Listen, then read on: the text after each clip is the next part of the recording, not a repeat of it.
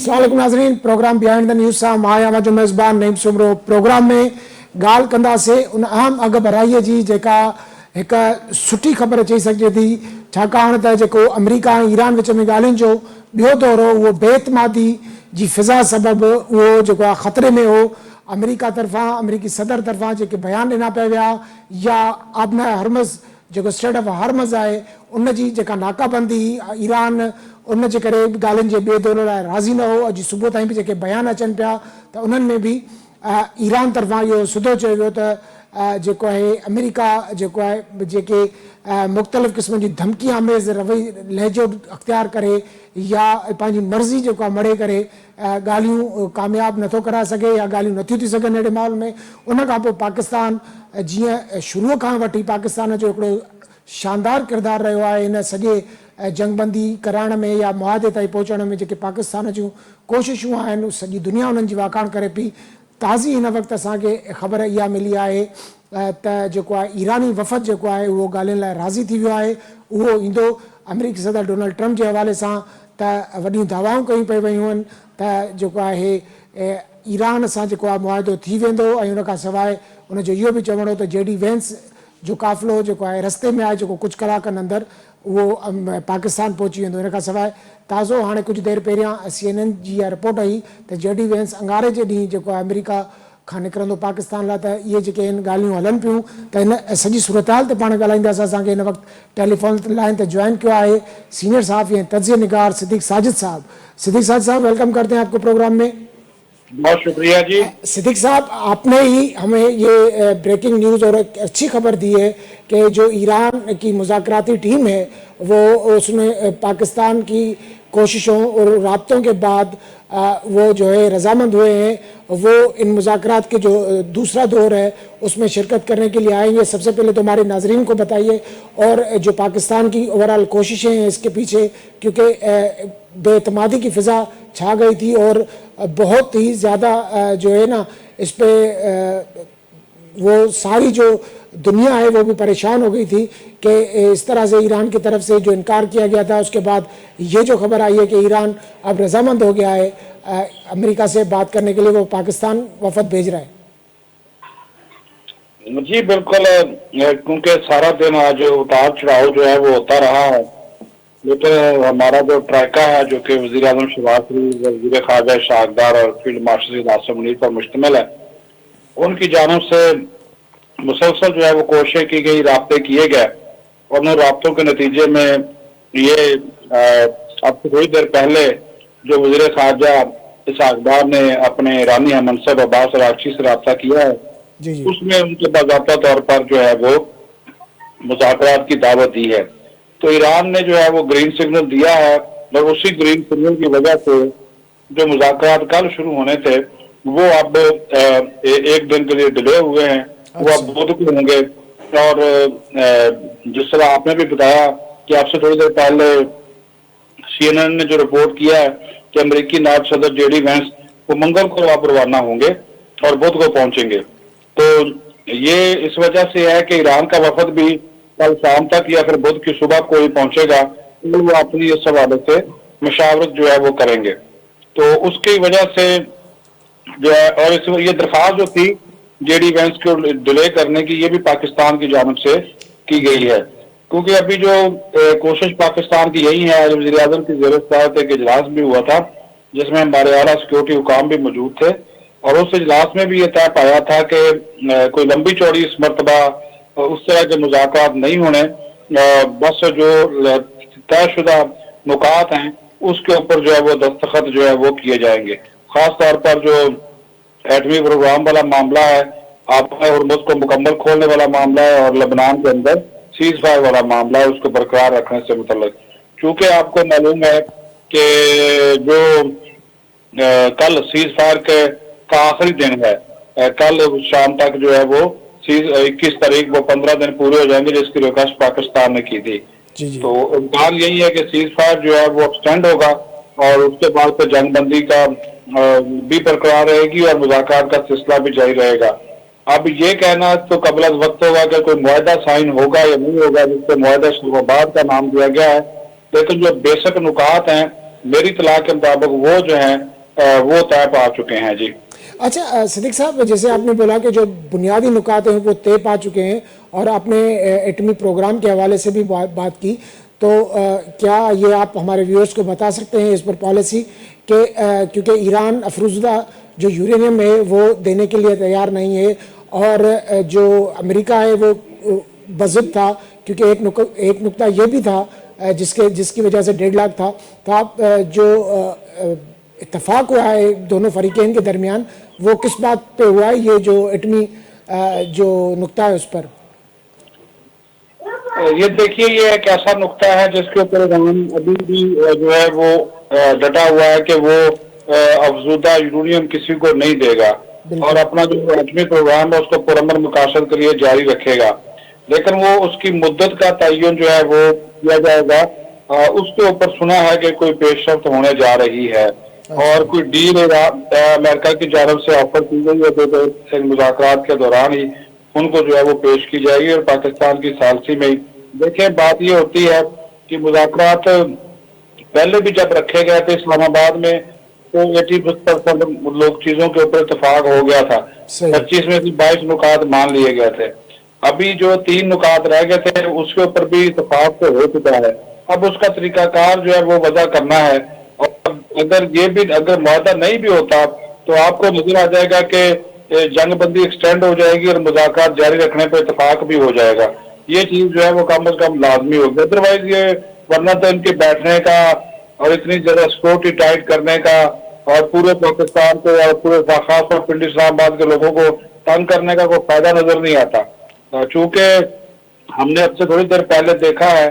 کہ ایران کا بھی ایک ایڈوانس جو وفد ہے وہ پہنچ چکا ہے، اس وجہ سے ہم نے خبر بھی اپنے ناظرین کو دی تھی کہ ایران کے ایڈوانس وفد کی آمد کا مقصد یہی ہے کہ ایرانی جو ہے وہ آئیں گے، تو ان کے ساتھ وہ ان کو اظہار ہے، وہاں پہ پاسداران انقلاب ہے، وہاں پہ پھر اس کے ساتھ ان کی جو سپریم نیشنل سیکورٹی کونسل ہے، تو وہ ان کو بھی اعتماد میں لینا پڑتا ہے، اور وہاں پہ کوئی اکیلا ٹرمپ تو ہے نہیں، ان کا ایک اپنا سسٹم ہے، تو وہ پھر اعتماد میں لے کر پھر وہ مذاکراتی ٹیم میں کچھ ہو سکتا ہے رد و بدل کریں تو کچھ چیزیں وہ تیار کر کے لائیں گے، لیکن بات پھر وہی ہے کہ کوشش پاکستان کی یہی ہے کہ جو ہے وہ جو معاہدہ ہو رہا ہے وہ اس کے اوپر جو اگر اتفاق رائے ہو جائے تو پھر ان چیزوں کو جو ہے وہ فائنلائز کر کے اس کے اوپر دستخط کر دیے جائیں، اور اس کے لیے زیادہ تگودو جو ہے وہ نہ کرنی پڑے۔ اچھا صدیق صاحب، آخر میں یہ بتائیے گا کہ امریکی صدر ڈونلڈ ٹرمپ کے آنے کے حوالے سے بہت سی خبریں چلیں، اور آج بھی ایک نیوز چینل کے ساتھ بات کرتے ہوئے ان سے جب پوچھا گیا کہ کیا آپ ایرانی قیادت سے ملیں گے اگر معاہدہ ہو جاتا ہے، تو انہوں نے کہا کہ مجھے کوئی اعتراض نہیں ان سے ملنے میں، پر انہوں نے ساتھ یہ بھی کہا کہ ایران کے پاس اچھا موقع ہے وہ جو عقل مندی کا مظاہرہ کر کے معاہدہ کر لیں۔ تو امریکی صدر ڈونلڈ ٹرمپ کے آنے کے کتنے چانسز ہیں اگرچہ اللہ کرے کہ یہ معاہدہ ہو جائے؟ اگر ایران کے صدر آئیں گے تو امریکی صدر آئیں گے، ورنہ وہ نہیں آئیں گے، یہ میں آپ کو کلیئر کٹ بتا رہا ہوں۔ اور ایران کے صدر کے آنے کا ابھی کوئی شیڈول نہیں ہے، کیونکہ وہاں پہ ایک اختلاف یہ پایا جا رہا ہے، جو ایران کے جو لوگ ہیں، قیادت ہے، ان کا یہ موقف ہے کہ امریکہ نے اور اسرائیل نے مل کر ہمارے سپریم لیڈر کو شہید کیا، ہمارے فوجی کمانڈروں کو شہید کیا، ہماری انٹیلیجنس کے چیف کو شہید کیا، ہمارے وزیر دفاع کو شہید کیا، اور ہم اسی کے ساتھ جو ہے وہ ہاتھ ملائیں تو یہ ایرانی قوم اچھا نہیں سمجھے گی کہ ہم اس کے ساتھ بیٹھ کے جو ہے وہ ہاتھ ملائیں یا فوٹو سیشن کرائیں، تو ابھی ایرانی صدر اس کے اوپر جو ہے وہ رضامند نہیں ہے، یہ بھی آپ کو بتا دوں۔ ہاں، اگر وہ رضامند ہوتے ہیں تو پھر ٹرمپ آ جائے، مسئلہ نہیں ہے، تو وہ تو چاہتا کہ ان سے ملاقات بھی ہو جائے، لیکن پاکستان نے یہ کہا ہے وہ ایران کا جو موقف ہوگا وہ اس معاملے کے اوپر جو ہے وہ اس کا احترام کرے گا۔ اچھا صدیق صاحب، یہ جو باتیں چل رہی ہیں کہ امریکی صدر کے حوالے سے کہ رستے میں امریکی جو وفد ہے اور اوپر سے ناکہ بندی بھی برقرار ہے اب ہرمز کی، تو آپ سمجھتے ہیں ایسی خبریں چلی ہیں کہ وہ غور کر رہے ہیں؟ کیونکہ فیلڈ مارشل کی جب بات ہوئی تھی ان سے ٹیلی فونک تو انہوں نے ایک تجویز دی تھی اور اس کا بھی ذکر کیا ڈونلڈ ٹرمپ نے کہ اپنا ہرمز کے حوالے سے میں فیلڈ مارشل کی تجویز پہ غور کروں گا۔ تو یہ جو مذاکرات जो है ट्यूसडे के बजाय वेडनेसडे पे गए हैं, तो उसका सबब एक ये भी है कि ये कल तक हो सकता है कि ये नाकाबंदी भी खत्म हो जाए। जी जी जी जी, आप दुरुस्त कह रहे हैं, ये होगा, ये आपको नजर आ जाएगा। अच्छा। ये अनाउंसमेंट होगी उसकी जानब से, क्योंकि ये लास्ट एक शर्त रखी है ईरान ने, सबसे कम तरीन शर्त उन्होंने ये रखी है कि ये अपनाए हुर्मुज़ हमने खोली है तो ये ब्लॉकर खत्म करे तो हम आ जाएंगे। तो मेरा ख्याल में इसकी अनाउंसमेंट हो जाएगी किसी भी वक्त, तो उसके बाद ये फिर जैसे इसकी अनाउंसमेंट होगी, क्योंकि ईरानी भी इसका इंतजार कर रहे हैं, तो जैसे ही उसकी अनाउंसमेंट होगी तो फिर ईरान की जो है वो फिर ज़ाहिर है वो भी किसी न किसी को बहाने को बनाकर ही आएंगे, तो वो अनाउंसमेंट का इंतजार कर रहे हैं। तो जैसे ही अमेरिकी सदर की जानब से ये अनाउंसमेंट की जाएगी, जिसकी पाकिस्तान भी कोशिश कर रहा जी, है, जी। और आपने ये ठीक इशारा किया, राइटर की स्टोरी थी, हमारे चीफ ने ये कहा है कि कम अज कम आप ये इसको तो ब्लॉकर के तो खत्म करें। तो अमेरिकी सदर ने इनकार नहीं किया, उसने कहा जी मैं आपकी तजवीज पे गौर करूंगा। तो ज़ाहिर है पाकिस्तान साल साल मेजबान में मुलाकात को कामयाब बनना चाहता है, तो इस वजह से पाकिस्तान की ये पूरी ख्वाहिश है कि ये मसला जो है वो हल हो जाए, और इस हवाले से कि ये जो ब्लॉकेड है ईरान का ये भी मुद्दा है कि जो उनका जहाज कब्जे में लिया गया है वो भी उनको वापस किया जाए। तो आज रात तक जो है और कल तक जो है इस हवाले से वाज़ेह पेशरफ्त जो है वो सामने आ जाएगी। बहुत बहुत शुक्रिया सिद्दीक़ साजिद साहब। नाज़रीन, सिद्दीक़ साजिद साहब जो मां ॻाल्हियूं ॿुधियूं, उन्हनि जो इहो ई चवणो त जेको पहिरियों दौरो ॻाल्हियुनि जो, उन में तक़रीबन 25 मां 22 नुक़्तनि ते इतफ़ाक़ थी चुको, 3 नुक़्ता रहिजी विया। पहिरियों दौर खां वठी हिनमहिल ताईं उन्हनि 3 नुक़्तनि ते ई ॻाल्हियूं थियनि थियूं पियूं, जेके मुख़्तलिफ़ वक़्तनि ते जेके मुफ़द आहिनि, या मुल्की सतह ते या जेके राब्तनि जी सतह ते जेके ॻाल्हियूं थियनि थियूं, उन में उन्हनि ते इतफ़ाक़ जूं ॻाल्हियूं थियनि थियूं। हिन भेरे जेका अमरीकी वफ़द या ईरानी वफ़द ईंदो त के डिघियूं ॻाल्हियूं न थींदियूं, शॉर्ट ॻाल्हियूं थींदियूं, इन जो बि हिकिड़ो इम्कानु आहे त जेको आहे ॻाल्हियूं थियनि ऐं उन खां पोइ जेको आहे मुआहिदो थी वञे ऐं जंगबंदी एक्सपेंड थिए, ऐं जेको उन खां पोइ जेको आहे दुरियूं ॻाल्हियूं जारी रखण ते बि इतफ़ाक़ करे सघनि थियूं। सिद्दीक़ साजिद साहब जो इहो चवणु आहे। उन खां सवाइ जेको आहे त जेका अमरीकी सदर जे अचण वारी ॻाल्हि हुई त उहा उन सूरत में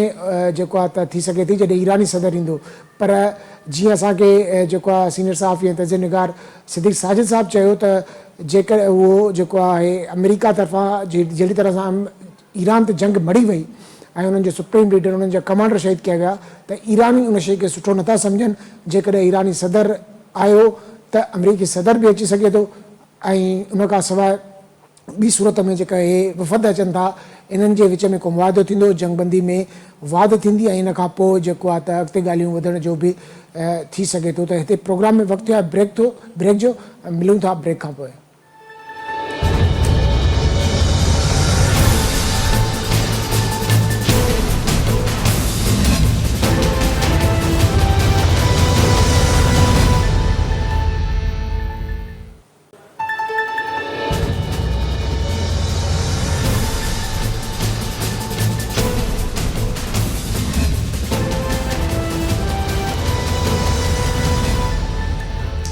वेलकम बैक नाज़रीन। प्रोग्राम में ॻाल्हि ॿोल पई हले ईरान ऐं अमरीका विच में जेका ॻाल्हियूं आहिनि उहे जेके आहिनि उन में वॾी अगभराई थी आहे। ईरान जेको अमरीकी सदर ऐं जेको अमरीकी क़यादत आहे उन जे बयाननि जे करे, या स्ट्रेट ऑफ हॉर्मुज़ जी जेका नाकाबंदी आहे उन जे करे जेको ॻाल्हियुनि खां इनकार करे रहियो, जेको ॻाल्हियुनि जो ॿियो दौर जेको इस्लामाबाद में ई थी रहियो आहे, उन खां पोइ पाकिस्तान जेके कोशिशूं वरितियूं सफ़ारती मुख़्तलिफ़ चैनल्स जे थ्रू, जेको आहे वज़ीर अज़म शहबाज शरीफ़, नायब वज़ीर अज़म इसाक़ डार ऐं field marshal general Asim Munir sahab, उन्हनि सभिनी कोशिशूं वरितियूं। उन खां पोइ जेको ईरानी परॾेही वज़ीर सां राब्तो थियो, जेको आहे इसाक़ डार साहब जो, उन खां पोइ उन ॻाल्हि खे उन्हनि खे कन्विंस कयो। उन खां पोइ इहा ख़बर साम्हूं आई आहे, सिद्दीक़ साजिद साहब असांखे अपडेट कयो त ईरान इन ॻाल्हियुनि जे ॿिए दौर में शिरकत कंदो। ईरान जो जेको वफ़द आहे उहो जेको आहे त पाकिस्तान ईंदो। हेठी सतह ते जेको वफ़द आहे उहो ईरान जो पहुची वियो आहे। अमरीकी सदर डोनाल्ड ट्रंप बि मीडिया सां ॻाल्हाईंदे इहा ई ॻाल्हि कई त ॻाल्हियूं थी रहियूं आहिनि। हुन त इन अमरीकी सदर जे सां मनसूब हिकिड़ो बयान बि हलियो त हुन जंहिंमें दावा थी त ईरान सां मुआदो थी वेंदो ऐं ईरान अकुलमंदीअ जो मुज़ाहिरो कंदे उहे जेको आहे ॻाल्हियूं करे ऐं मुआदे ते पहुचनि त उन्हनि में ईरान वरी तरक़ी करे सघे थो। उन खां सवाइ जेके ॻाल्हियूं अंगारे ते थियणियूं हाणे उहे अरबा ते थींदियूं, जंहिंमें अमरीकी जेको नायब सदर आहे JD वेंस ऐं स्टीव विटकोफ ऐं जेरेड कुशनर जेके आहिनि उहे शामिलु थींदा हिन वफ़द में। अमरीकी जेको लास्ट टाइम जेको पहिरियों दौरु थियो ॻाल्हियुनि जो उन में बि उहे शरीक थिया ऐं ईरान तरफ़ां बि शायदि इहो अब्बास इराक़ची ऐं बाक़िर कालिबाफ ई जेको आहे ईरान वफ़द जी क़यादत कंदा। त इन ते असां ॻाल्हाईंदासीं त जेको स्टेट ऑफ हार्मोज़ जो जेको नाकाबंदी आहे, हालांकि ईरान तरफ़ां ऐलान कयो वियो हो त असां स्टेट ऑफ हार्मोज़ खोले रहिया आहियूं, पर उन बावजूदि अमरीका नाकाबंदी बरक़रार रखी। पर टेलीग्राफ जी रिपोर्ट मूजिबि अमरीकी सदर उन जो बि कंहिं वक़्तु ऐलान करे सघे थो त जेका नाकाबंदी आहे हार्मज़ लंघ जी उहा बि ख़तमु कई वेंदी ऐं इन खां सवाइ जेको ईरान जो कैप्चर कयल जहाज़ आहे अमरीका वटि उहो बि वापसि कयो वेंदो। त इहा हिकिड़ी सुठी डेवलपमेंट आहे, इन ते असां ॻाल्हाईंदासीं। असां सां हिन वक़्तु स्टूडियो में मौजूदु आहिनि नाले वारा लेखक इनाम शेख साहब। इनाम साहब तव्हांखे वेलकम कयूं था प्रोग्राम में। इनाम साहब, कीअं ॾिसो था हे जेको अमरीकी सदर जा जंग शुरू थियण खां वठी ॻाल्हियुनि जे पहिरें दौरु ऐं हिनमहिल ताईं बि जेके बयान आहिनि उहे मुख़्तलिफ़ आहिनि ऐं हो इहो साबित करण जी कोशिशि पियो करे त मां हिकिड़ो फ़ातेह आहियां ऐं अहिड़े क़िस्म जा बयान ॾियण या हुर्मुज़ जी जेका नाकाबंदी आहे लंघ जी उहा बि बरक़रार रखी वई आहे। उन खां पोइ ईरान जो हिकिड़ो जहाज़ बि हुननि पंहिंजे कब्ज़े में वरितो आहे। त हे छा अमरीकी सदर फ्रस्ट्रेशन जे करे अहिड़ा क़दम खणे थो या हुनजी जेका जीअं मां ॻाल्हि कई त हो पाण खे फ़ातेह ज़ाहिर करण लाइ अहिड़े क़िस्म जा बयान ॾिए थो? हा, नहीं तव्हां ॾिसो, थोरो असां हिन जो तजियो कयूं जेकॾहिं सॼे ईरान अमेरिका कॉन्फ्लिक्ट जो जी, त जेके इसराइल अमेरिका हमले करण महिल दावाऊं पिया कयूं त ॿ शयूं असां करे छॾियूं आहिनि। हिकिड़ो त असां हुननि जी जेका आहे सा क़यादत खे ख़तमु करे छॾियो आहे। असां हुननि जो एटमिक जेको एसेट्स आहे या जेको दिफ़ाई सलाहियत आहे उनखे बि ख़तमु करे छॾियो आहे। ऐं उन ॿिन्ही जे खात्मे पुठियां टीं ॻाल्हि अचीवमेंट इहा ई त असां इक़्तिदार जी तब्दीली ईरान में करे ऐं वक़्फ़े वक़्फ़े सां इन्हनि टिनी शयुनि ते अमरीकी एडमिनिस्ट्रेशन, इसराइल या जेको आहे सो अमेरिकन डिप्लोमेट्स तमामु घणो ज़ोर ॾींदा रहिया। वक़्तु हलंदे इहे शयूं त ग़लति साबित थी वई। बिल्कुलु न इक़्तिदार तब्दील थियो, हुकूमत तब्दील थी, न जेको आहे सो उन्हनि जी पूरी लीडरशिप वाइप आउट थी ऐं न ई हुन जूं जेके दिफ़ाई सलाहियत हुई ख़तमु थी। त हाणे इन मां इहो त साबित थी वियो त जेको दिफ़ाई लिहाज़ खां, फ़ौजी लिहाज़ खां या सियासी लिहाज़ खां अमेरिका क्रेडिट खणणु पियो चाहियो या दुनिया जे आॾो पंहिंजे दहशत जो दाबो विहारणु पियो चाहे उहो त मुमकिन न थी सघियो। पर हक़ीक़ी जेको ईरान में टफ टाइम ॾिनो आहे अमेरिका खे उहो ॾिनो आहे सफ़ारती माज़। यानी जेकॾहिं हिन महिल तव्हां इंडिपेंडेंटली पूरी डिप्लोमेटिक वर्ल्ड ते नज़र विझो त यूरोपियन यूनियन, इस्लामी मुल्क, UNO जेके वॾियूं वॾियूं ऑर्गेनाइज़ेशन्स आहिनि उहे सभु या त ईरान जे पासे आहिनि या इंडिपेंडेंट। घटि में घटि इहो पहिरियों दफ़ो आहे त अमेरिका सां खुली करे जेके डिफरेंसिस रखिया आहिनि ऐं यूरोप रखिया आहिनि इहा त हिकिड़ी ग़ैर मामूली ॻाल्हि आहे। ऐं इहा जेका डिप्लोमेटिक इनखे चइबो आहे चढ़त या एग्रेसिव डिप्लोमेसी उन में ईरान इन वे ॼण त अमेरिका खे हिकिड़ी भित सां लॻाए छॾियो ऐं उनजो तव्हां इन मां अंदाज़ो लॻाए सघो था त जंहिं कैलेबर जा जवाद ज़रीफ़ या मौजूदा इराक़ी या उनजो नाइब या उहा पूरी जेका डिप्लोमेटिक हिननि जी टीम आहे उहा जंहिं तदब्बुर ऐं स्ट्रेंथ सां टेबल ते वेहे थी, ॿिए तरफ़ जेको तव्हां जेरेड कुशनर या स्टीव विटकोफ उहे त उन्हनि जी रेपुटेशन त आहे हिकिड़ा ब्रोकर आहिनि या स्टेट एजेंसी जो या कारोबारी माण्हू या उनजो नाठी आहे सदर जो। हा, मतिलबु प्रोफेशनली हुननि जी जेका सुञाणप आहे उहा डिप्लोमेसी न आहे। उहे सर्टेन हिकिड़ी एजेंडा खणी अचे विहनि था। जेडी वाइंस आहे, ठीकु आहे, उनजी हिकिड़ी पंहिंजी पोज़ीशन आहे, पर उन बि दुनिया में डिप्लोमेसी जे हवाले सां कि वॾियूं अचीवमेंट कोन कयूं, हुनजी उमिरि बि एतिरी न आहे। मिसाल तौर ते तव्हां ॾिसो डिप्लोमेट्स त असां चवंदासीं त जेको सरगेई लारोफ आहे, सरगेई लारोफ, उहो इन कैलेबर जा डिप्लोमेट्स थियनि था। पर ईरानियुनि जी जेका बि टीम अचे थी उहा वेल वर्स्ड आहे, उनखे बैकग्राउंड्स जी ख़बर आहे, उनखे डिप्लोमेटिक जेको प्रोटोकॉल्स हूंदा आहिनि उन्हनि जी ख़बर आहे, बॉडी लैंग्वेज डिप्लोमेट जी कहिड़ी हुजणु खपे, जेके बि घुर्बल सलाहियतूं आहिनि। त इन हिसाब सां जेकॾहिं तव्हां ॾिसंदव त उनखे ईरान खे एडवांटेज आहे। ऐं इहो ई सबबु आहे जो ईरान मुज़ाकरात में घणी तकड़ नथो करे। ऐं ॿिए तरफ़ जेकॾहिं ॾिसंदव त प्रेसिडेंट ट्रम्प हिकिड़ो त प्रेसिडेंट जे लेवल जे माण्हूअ खे इहो ठहे ई कोन थो त फलाणो जहाज़ किरियो, फलाणे ते जहाज़ ते कब्ज़ो थियो, फलाणे खे असां बम गोलो हयो या ॿियूं उन क़िस्म जूं ॻाल्हियूं कयूं। कॾहिं हिस्ट्री में जेके अमेरिकन सदर आहिनि उहे इन लेवल ते ऑपरेट न कंदा। इहे बेसिकली कंहिं कमांडर जा या को डिप्टी फॉरेन मिनिस्टर जा, सेक्रेटरी जा या इन जा कम हुआ ऐं या तर्जुमाननि जा कम हुआ जेके हाणे प्रेसिडेंट पाण थो करे। त इन मां तव्हां अंदाज़ो लॻायो त अमेरिका जी जेका हुकूमती टीम आहे उहा हर महाज़ ते बैक फायर कयो आहे ऐं पोइ ते हटी आहे, रिट्रीट कयो आहे। हाणे जेका तव्हांजे नुमाइंदे बि ॻाल्हि कई सिद्दीक़ साजिद साहिबु, ऐं हाणे ॿी मीडिया में अचे पियो त जेको ॻाल्हियूं आहिनि उहो बि ईरान पंहिंजे ज़रे घटि शर्तनि ते थो करे। बिल्कुलु पहिरियों बि जेके ॻाल्हियूं थियूं उन में जेके जेके शयूं जंगबंदीअ जे हवाले सां तय थियूं, थोरे घणे रेज़िस्टेंस खां पोइ ईरान उन ॻाल्हियुनि खे जेको आहे सो उन्हनि ते पूरो कयो उन्हनि ॻाल्हियुनि खे, जिन में तव्हांजी आबनाए हरमज़ खे क्लियर करण बि शामिल हो, जंहिंमें ॿिया जेके जेके हुन ते हुया ईरान ते। जॾहिं त अमेरिका हिकिड़े पासे ॻाल्हियूं थो करे, हिकिड़े पासे सुठा बयान थो ॾे, सदर ट्रम्प तारीफ़ी जेके आहिनि से कलमात बि रखे थो। ॿिए तरफ़ जेके शर्त आहिनि, मिसाल तौर ते नाकाबंदी जी का ज़रूरत ई कान्हे,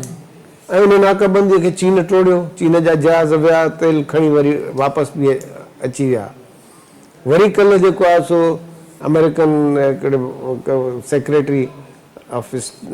उन बि बयानु ॾिनो त जेको आहे सो असां हिननि खे रोकींदासीं, जेको पॉसिबल कान्हे। रूस या चाइना जे लेवल जा जेके मुल्क आहिनि उन्हनि खे हे रोके सघनि कोन था। हाणे जॾहिं उहो कुझु कोन थियो त वरी हिकिड़े ईरानी जहाज़ ते जेको कमर्शियल जहाज़ हो, जेको अॻे में हिकिड़ी वायोलेशन आहे, उहो जंगी जहाज़ त हुयो कोन। जंगी जहाज़ तव्हांखे यादि हूंदो त जेका गुज़िरियल मार्च में श्रीलंका जे बंदरगाह मां जेको फ़ौजी मशक़ूं करे आयो पियो, उहो हिकिड़ो पीसफुल हुनजो जर्नी ही वापसी, उन ते बि हमिलो करे आयो। त अमेरिका ईअं कयो आहे, स्कूलनि ते हमला, गैर फ़ौजी जेके तनसीबात ते हमला, सिविलियन टारगेट्स ते, पुलनि ते। इन सां छा थींदो, इन सां रहंदो ईरानी अवाम जे अंदरि जेका अमेरिका में थोरो बि कुशन हूंदो हिमायत जो, उहो बि ख़तमु थी वेंदो। बिल्कुलु ईअं थी रहियो आहे। तव्हां ॾिसो त जेके यानी जेको पनाही हो, हेॾो वॾो डायरेक्टर, फिल्म डायरेक्टर, ऐं जेको घुर्बल हो ईरानी, उन समेत बेशुमार माण्हू वापसि आया आहिनि, जेके ॿाहिरि दुनिया में ईरान खां ॿाहिरि ईरानी रहनि था। उन्हनि जी जॾहिं ट्रम्प जंग जो ऐलान कयो त उहा आई 66% हिमायत ॿाहिरियां ईरानी। बिल्कुलु हाणे उहा घटिजी 32% ते अची थी आहे, यानी अध खां बि घटि माण्हू इन ट्रम्प जे इनिशिएटिव खे मुल्क में न मुल्क खां ॿाहिरि सपोर्ट कनि था। अहिड़ी तरह सां ॿिया बि जेके तव्हां इंडिकेटर्स ॾिसंदव उन में मां सम्झां थो त हाणे जीअं त तव्हां हिकिड़ी ॻाल्हि कई न त अमेरिका हिकिड़ो पंहिंजो तासुर फाते हुजण जो ऐं विक्टोरियस हुजण जो ॾियणु थो चाहे, इहा बि हिकिड़ी नाकाम कोशिशि आहे। इहो इन जेको कॉन्फ्लिक्ट थियो इन खां पहिरियों जेकॾहिं कोशिशि कई वञे हा त शायदि उहो इम्प्रेशन अचे हा। सही पहिरियों त जेके जेनेवा मुज़ाकरात आहे उन में ईरान सां बिलफ कयो वियो, बिल्कुलु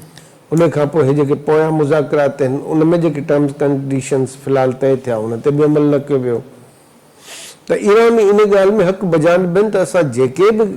टर्म्स कंडीशन्स तइ कयूं था उनजी वायोलेशन अमेरिका खां थिए थी, थिए थी। ऐं हुनजो बुनियादी जेको कारण आहे उहो इहो ई आहे त असांखे इंगेज रखी पंहिंजूं तयारियूं करे कंहिं वॾे हमले जे लाइ, जेको बि मां सम्झां थो हाणे मुमकिन न रहियो आहे। जेकॾहिं प्रेसिडेंट ट्रम्प को हिकिड़ी सम्झो करे थो, को एडवेंचर करे थो, त उहो एतिरो रिस्की आहे, एतिरा उनजा नेगेटिव इम्पैक्ट्स आहिनि जेके शायदि पोइ हुनजे पूरे इक़्तिदार खे वक़्त खां अॻु में लोड़े वञे। त इहा जेका जंहिं क़िस्म जी ॻाल्हि थी रही आहे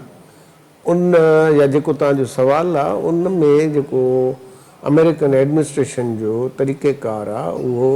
कंहिं बि लिहाज़ खां कंहिं बि फोरम ते क़ाबिल क़बूल कोन्हे, ऐं उन जे करे ई दुनिया ऐं अमेरिका ॿई जेके आहिनि से इन खे भोगनि था। अच्छा इनाम साहब, जेको हाणे ॻाल्हियुनि जो ॿियो दौर अरबा ते थियण वारो आहे, त सिद्दीक़ साजिद असांखे जेको ॿुधायो त फस्ट जेको राउंड हो उन में तक़रीबन 25 नुक़्ता हुआ टोटल, 15 अमेरिका जा ऐं 10 ईरान जा। उन्हनि मां 22 नुक़्तनि ते इतफ़ाक़ थी चुको, 3 नुक़्ता हुआ जिन ते माना इतफ़ाक़ न थी सघियो, इन जे करे माना को मुआदो न थियो।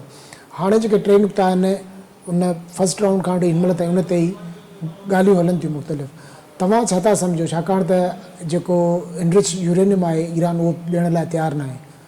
अॼु त इस्माइल बकाई जो इहो बयानु आयो त ईरान जे एजेंडा में शामिल न आहे इहा ॻाल्हि, जेके टॉक्स थियनि थियूं पई उन में, त उन जे लाइ त ईरान उहो ॾियण लाइ तयारु न आहे। प्लस में जेका अमेरिका चवे थो त 3.6% बि जेको आहे तव्हां इनरिच न कयो, जेका आलमी तवानाई एजेंसी जे उसूलनि मूजिबि आहे त उहा तव्हां करे सघो था, पंहिंजे तवानाई मक़सदनि लाइ इस्तेमालु करे सघो था। त तव्हां छा था सम्झो जेके 3 नुक़्ता रहिजी विया आहिनि, ॿियो लबनान वारो मामिलो आहे शायदि, त इन्हनि 3 नुक़्तनि ते जेके धुरियूं आहिनि उहो कहिड़ो रस्तो वठंदियूं? हिकु त पहिरियां जेके ॻाल्हियूं हलनि पियूं त 20 सालनि ताईं ईरान इनरिच न कंदो, उनजी जेको आहे त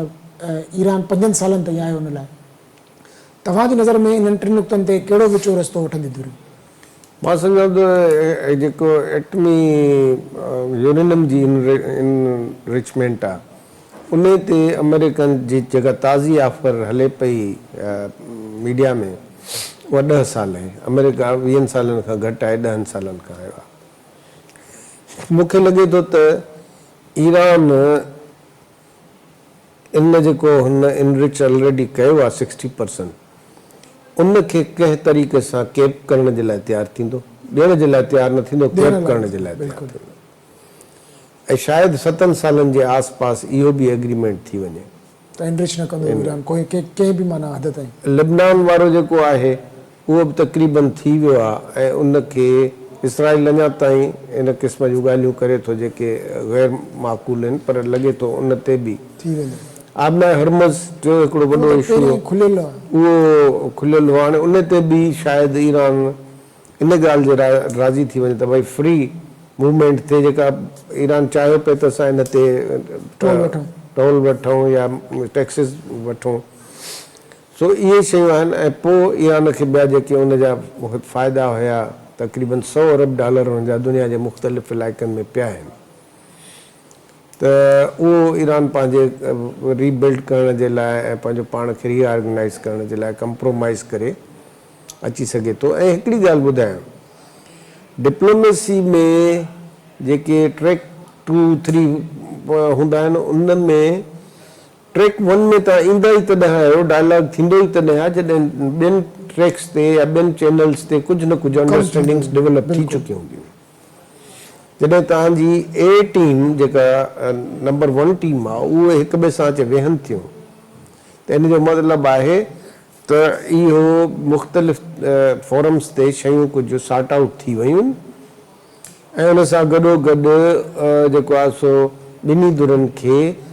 नॉड मिलियो आहे, गो जो इशारो मिलियो आहे, तॾहिं वेहनि थियूं त जीअं वेही कंहिं फार्मूले ते साइन थियनि। सही पाकिस्तान इन सिलसिले में ॾाढी हेक्टिक डिप्लोमेसी कई आहे ऐं तमामु ॿिन्ही धुरियुनि सां जेको आहे सो इंटरेक्ट कयो आहे त मूंखे सम्झे थो ऐं शायदि लॻे ईअं थो त जनरल साहिबु असांजे फील्ड मार्शल उहे कुझु इन एग्रीमेंट में न वञण जा जेके नुक़सान थी सघनि था ख़ुदि पाकिस्तान जे लाइ बि इम्तिहान हूंदो न बिल्कुलु त उहे बि ईरानियुनि खे शायदि हुन ॿुधाया आहिनि ईरानियुनि ख़ुदि बि रियलाइज़ कयो आहे त फ़िलहालु असांखे भला रीग्रुप थियण जो रीइनर्जाइज़ थियण जो त मूंखे लॻे थो त जेकॾहिं इन लेवल ते ॻाल्हि पहुती आहे त तक़रीबन 90% शयुनि ते एग्रीमेंट हूंदो सही बाक़ी 10% खे उते ई जेको आहे सो ये ॻाल्हियूं जारी रखण ते इतफ़ाक़ थी सघे थो वॾी महिरबानी इनाम शेख साहब नाज़रीन इनाम शेख साहब जो मां ॻाल्हियूं ॿुधियूं उन्हनि जो इहो ई चवणु हो त हिन वक़्तु जेके 3 नुक़्ता रहिजी विया आहिनि उन्हनि ते इतफ़ाक़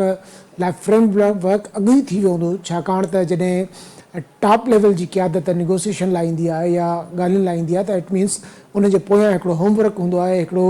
जेको आहे कमु जेको थींदो रहंदो आहे बैकग्राउंड में उहो असांखे नज़र बि आहे मुख़्तलिफ़ वक़्तनि ते असां रिपोर्ट बि कयो आहे ऐं असां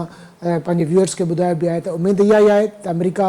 ऐं ईरान विच में को मुआदो थी वञे ऐं हीअ जंग बंदी मुस्तक़िल सूरत अख़्तियार करे ऐं त जीअं हिन ख़िते में जेको आहे अमुन थिए छाकाणि त ख़िते में अमुन न रुगो दुनिया पर पाकिस्तान लाइ बि इंतिहाई अहम आहे अॼु जे प्रोग्राम लाइ एतिरो ई ईंदड़ प्रोग्राम ताईं ॾींदा इजाज़त अल्लाह भाई